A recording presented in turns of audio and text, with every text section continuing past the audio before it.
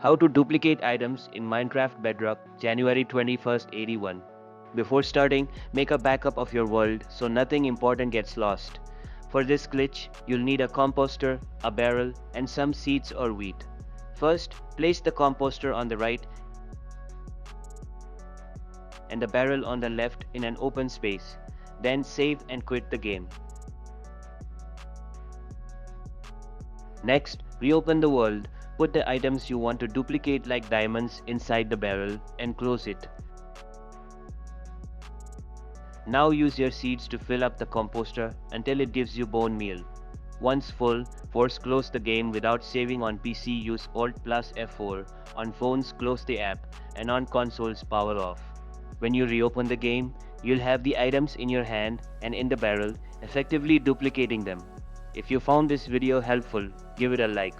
For more tech videos like this, subscribe. Catch you in the next one.